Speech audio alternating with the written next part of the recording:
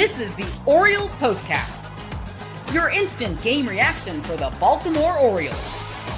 Part of the Locked On Podcast Network, your team every day.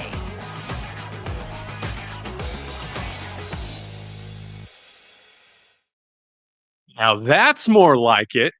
Now those are the Baltimore Orioles that we've been waiting for, that we've been looking at, hoping that they would break through, come through in the clutch, and stick it to a very tough AL East division. Final score on this Friday, the Baltimore Orioles 5 and the New York Yankees 3. The Yankees lose. Hello. Welcome to the Baltimore Orioles Postcast. My name is Luke Slabaugh. As always, I am the post-game show host here on the Locked On Podcast Network, walking you through all the Baltimore Oriole games for the rest of this season. We stream live on YouTube, always, everywhere, all the time. So if you're here in the chat, go ahead, leave a comment right now. I'm happy you're here. If you're here on the replay, watching this next day, listening in your car, getting in your fill between the Connor Newcomb episodes of the Locked On Orioles podcast, hello, leave your thoughts, rating, review, like, subscribe.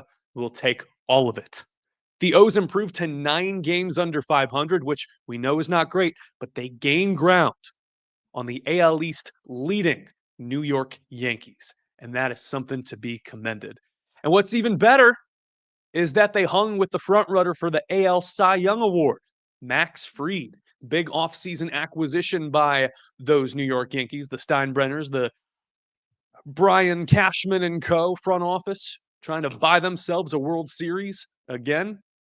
Not going to happen. The O's hang tough with Max Fried. This is what you'll be talking about. And they got him right from the get-go, which was super important. They did not let him settle in. And to his credit, he was erratic and had command issues throughout tonight. The O's made him work. Being able to hang tough with a pitcher like this, especially a southpaw, is something that maybe some O's fans gave up hope on earlier this season because Baltimore did stumble out the gate against left-handers inexplicably. But now you're seeing it from not just the guys expected to mash left-handers like a Ramón Laureano or a Gary Sanchez, but now you're seeing it from Gunnar Henderson, who's riding a 14-game hitting streak, and Jackson Holliday leading off the game. These are great signs. And Jackson Holliday, by the way, playing on short notice, DHing in place of Adley Rutschman. More on that later. Max Fried entered tonight with 9 wins and a 1.89 ERA. Extraordinary. And the O's continue to gain ground on left-handed pitchers. This is an encouraging sign. Through 5+ innings, Fried was at 90 pitches, and the O's made him work. We'll talk about how the O's really stuck it to him in the 6th. We've got 1 out, and Colton Cowser and Gary Sanchez hit back-to-back singles. Encouraging to see, as Cowser, of course, has his struggles known with left-handers, and Gary Sanchez back in the Bronx. I was kind of confused at the boos from the crowd. Like, granted, Sanchez maybe didn't live up to the hype as a New York Yankee and a backstop, but not everyone's going to be Jorge Posada, Yogi Berra, etc. But played his guts out tonight. So 1 out, and enter rookie Coby Mayo. Chance to prove himself. Ecstatic to play in the number 1 market in the country. And yes, the old Yankee Stadium is long gone at this point, more than 15 years. I really like this new Yankee Stadium. I was able to visit it in 17. I believe Clint Frazier hit a home run.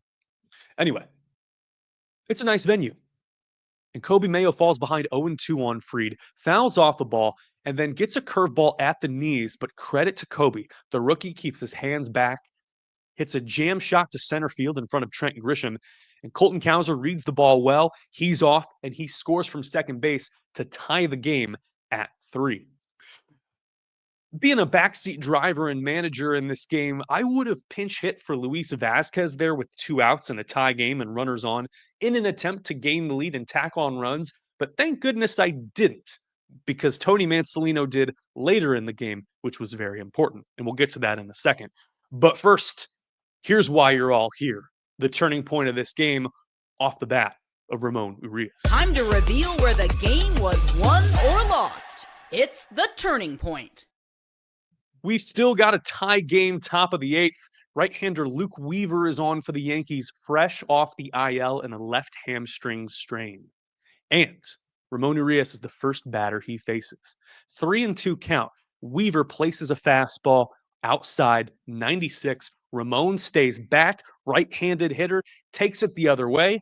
You got that short porch, kind of like the Mickey Mouse Stadium that they were just at in Tampa, out to right field, Judge's Mecca, if you will. And it's a bomb for Urías. 4-3 ball game. The O's never give up the lead after that. Ramón hitting cleanup, standing on business. Extraordinary to see, his lone hit of the game, but it is critical, and it is the game winner.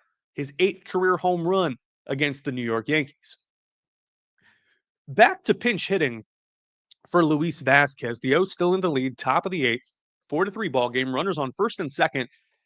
With Vázquez at the plate, Mancelino then brings in Gunnar Henderson for a lefty-on-lefty matchup against Tim Hill, a reliever. 1-2 count, sinker middle in, and Gunnar goes oppo. Hits it to left field. Gary Sanchez reading it well, showing some grit, scoring from second base, makes it 5-3. And credit to Gary Sanchez, the former Yankee, for really getting this party started. We mentioned Fried was erratic. He gives up a leadoff single to Jackson Holliday on a sinker middle, hit up the middle by Jackson Holliday, encouraging to see. And then throughout the course of the inning, Fried plunks Jordan Westberg and Colton Cowser. So Gary Sanchez at the plate, 2-2 count with 2 outs, a chance to make the magic happen. And he sure does. Sits back on a sweeper, hands back, hits it to left, sweeper kind of riding in, hits it to left field, 2-run score, makes it a 2-0 ball game, Baltimore Orioles. I forgot to even mention, but you probably should, as we always do when we start this game. Go ahead, leave a comment. Let me know who your player of the game is. If you're watching this on demand, please leave a comment. Say it out loud in your car. I'm very happy you're here. A 5-3 win for the Baltimore Orioles in the series opener at the Bronx. This is extraordinary, and this is exactly what you want to see from Tony Mancelino's squad. Stick with us here on the Locked On Podcast Network.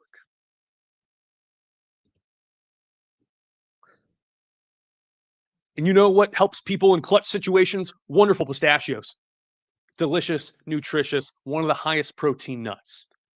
Each 1-ounce serving has 6 grams of protein, giving you 10% of your daily value.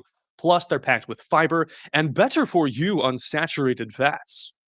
That keeps you feeling fuller for longer. Personally, big fan of no shells. We had a bet, a gamble on this show, and it still is a covenant that if the O's win 10 games in a row, which they better, I will eat an entire bag of wonderful pistachios, probably the 12 to 16 ounce ones.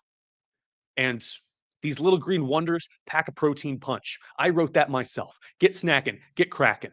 Visit wonderfulpistachios.com to learn more. NBA Finals. It comes down to Game 7. Game 7, first time since 2016. Remember that? Remember LeBron James? Cleveland, this is for you. Ooh, remember that? Well, it's FanDuel. FanDuel says it is time to heat up. Time to get in on the action before tip-off and live. Same game parlays, big performance trends, player props. Let's do it. Now, if you are new to FanDuel, it's the perfect time to sign up. Head to FanDuel.com, place your first $5 bet, and if it wins, you'll get $200 in bonus bets. Make every moment more with FanDuel, official sports betting partner of the NBA. And soon we'll have an MLB tie-in with this as well. Thank you to FanDuel for sponsoring this show. This is the Locked On Player of the Game. I'm looking in the comment section right now, and I'm seeing votes for player of the game. I am seeing Ramón Urías. Great. I am seeing Ramon Laureano for a reason that we're about to discuss, a game-saving play that we will also discuss. Scott Bluette, dark horse right-hander who pitched 2 perfect innings and gave the bullpen a breather. Fantastic. All of this in context, I will give that to you. If you think that's right, yes. Here is mine. Gary Sanchez, the catalyst. Where did this come from? Where? Like, we know that Gary Sanchez has some pop in that bat, and perhaps he was playing hurts or trying to play through some forearm soreness and tendonitis before he got plunked a couple of times in that Detroit series up in Motown and then said, enough is enough. Took his time coming back from injury. And to be able to stick it to his former team, going 2 for 3 with 2 RBIs to again get this thing going, feeding off the boos from Yankees fans, I thought that was extraordinary and showed some grit, tenacity, and composure. And ultimately, I think this is a heck of a win, but it's going to come down to composure and tenacity. There were many opportunities tonight for Tomoyuki Sagano to just crumble. He did not have a good game. And again, this is 3 outings in a row now where it seems like the league's starting to figure him out, and he's got enough tape there. And it could have easily been nerves as well early on. The fastball velocity is playing up, but the command was not. In many ways, it kind of felt like that debut start in Toronto, and the walks killed him. Had 80 pitches going into the bottom of the fourth and couldn't get out of that inning. So this was discouraging to see. But finishing one thought and going on to another, Gary Sanchez, player of the game, big time composure, and this is a group effort. Like this is some hard-nosed, gritty Baltimore Orioles baseball. This is thumbs up from me. This is exactly the type of brand of baseball that you and I want to see. Tomo could not get the shutdown inning after that brilliant top of the first. You stick it to the Cy Young frontrunner and Max Fried, and you get 2 runs. You better be on your best behavior. You got a good crowd there, the Bronx. I mean, Yankees fans are great, like relatively speaking, like in terms of their passion for the game. You're never going to see me down talking that. Certain bad actors will act out of line, but that's any fan base, right? Remember that Ravens fan that just went around punching people? Like, yeah, there's bad apples. So, bottom first, Paul Goldschmidt, the first batter, and Tomo is already going to war. 9 pitches and walks Goldie. Then rattled walks Trent Grisham on 4 pitches. Now, this is where the Yankees and I guess their lack of base running acumen comes into play because you're leading off with Goldie, and from an on base perspective, sure, Goldie is a Hall of Very Good player who will probably get some Hall of Fame votes when he eclipses the 400 homer mark, and former MVP with Cardinals. Great guy, a team leader and a player's player through and through. And then first pitch, sinker, low and in to Aaron Judge is a single. So the Yankees go station to station and got the bases juiced with no outs. Could have been a lot worse. Jazz Chisholm then takes a cutter outside. RBI single makes it a 2-1 ball game. Yankees now trail by 1. Later in the inning, Jason Dominguez hits a sac fly on a sinker down the middle to tie the game up at 2. Next time Tomo and Judge would do battle would not be as calm and collected. Left a fastball up in the zone. And again, with that short porch out to right field and the opposite field power that Judge has, he just feasts on that. 3-2 count, goes to right field, and it's his 27th bomb of the year. Game recognized game. The next time they'd face, Tomo would just put him on intentionally. And then he would get bailed out by left-hander Keegan Aiken in probably one of the best plays that we've seen from Ramón Laureano. And the highlight reel just keeps stacking up. His 7th outfield assist that we'll talk about bottom fourth. The first batter that Keegan Aiken faces. Jazz Chisholm is up. And singles to right. DJ LeMahieu is on second, and he's around in third trying to break this game open. And the exchange, the field and exchange and the throw from Laureano is just rapid fire. The throw beats LeMahieu to the plate. Gary Sanchez slaps on the tag. He's called out. Video review makes the call on the field stand. And this is a borderline Golden Glove campaign for Ramón Laureano. Would not be disappointed in the slightest if he got a start at any outfield position for the rest of the season. Still up in the air what the deadline plans are for Mike Elias and the O's. And man, if you win this series, If you can stick it to Tampa at Camden Yards and you've gained enough ground to say, we're not going all in, we're not pushing in our chips and having this whole, uh, spending spree or acquisition spree at the deadline. But if you think you've got the guys and the horses on the way to make a legitimate buy at the deadline, then you're going to have a glut in the outfield. It's just the way it is. O'Neill will eventually be healthy and able to contribute. And we know he has the potential to do just that. Cedric Mullins is floated around in all these rumors and discussions, and national pundits blowing smoke out of their ears, talking about him being a valuable trade chip and O'Hearn. But this is a good problem to have Ramon Laureano pretty much being the man and OPSing 842 and doing damage to righties and lefties alike. Extraordinary. And the defense is just wonderful. Keegan Aiken labors, takes him about 30 pitches to get 4 outs, and then Yennier Cano showing some grit, gets out of a 2 runners on, 2 out situation in the bottom of the 6th. The pitching stranded 10 runners through 6 innings. Scott Bluette also 2 perfect innings when the O's really needed them. A 10-pitch inning in the bottom of the 7th. Struck out Giancarlo Stanton, a fastball in on the hands at 95. And then Anthony Volpe looking silly on the slider, swinging and missing. And then a 1-2-3 bottom of the 8th, including this amazing diving backhanded play by Jordan Westberg, who's playing second base, to throw out Paul Goldschmidt, who is not fleet of foot, but still a hard-nosed player, getting him for the out there at first base. One final note, and we won't make a big deal about this until we learn more. Adley Rutschman was supposed to DH in this game, and he was a late scratch. He is suffering from left abdominal tightness. Wow, not abominable snowman. Why would I say that? Left abdominal tightness. Jackson Holliday DHs instead and puts a pretty good game together. Should this require an IL stint for Adley? He hasn't needed one. Of the 20 O's players who have been hurt at any point this season and faced the injury list, if he's got to go, it's probably return of Maverick Hanley, right?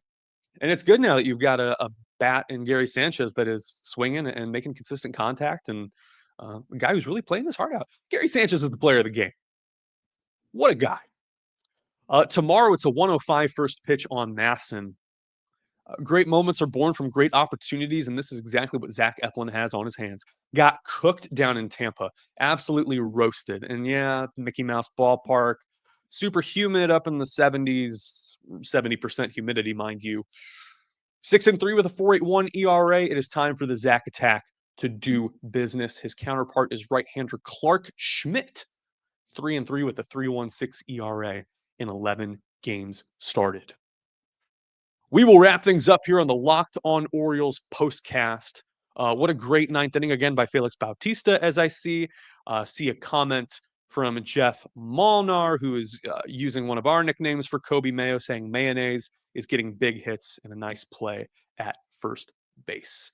And David Owen, echoing the Ramon Laureano conversation, he says it's true that Laureano has the ability to play all the outfield, and you can always use him off the bench to pinch hit. Like I said, a team win, unless that was in response to someone else. Or maybe they're talking about Gunnar Henderson and all the people.